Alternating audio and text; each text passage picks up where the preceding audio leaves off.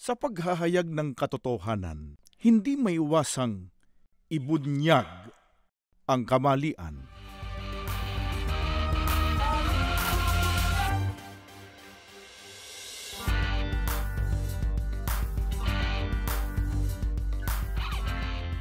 Mga mahal po naming mga kaibigan, muli pong sumasa inyo ang programang ito ng Iglesia ni Cristo ang Pagbubunyag. Pinakahangad po namin na muli kayong makasama sa kabuuan po ng gagawin nating napapanahon at napakahalagang pagtalakay. Samahan niyo po kaming muli. Mga kaibigan ng Iglesia ni Cristo na naglilingkod po sa inyo ay naninindigan sa kung ano ang itinuturo ng banal na kasulatan. Halimbawa ay tungkol sa tunay na likas na kalagayan ng Panginoon Kristo. Ang Iglesia ni Cristo po ay tinitindigan. Siya ay tao sa kanyang likas na kalagayan. Subalit, bakit nga po dumating ang panahon na naging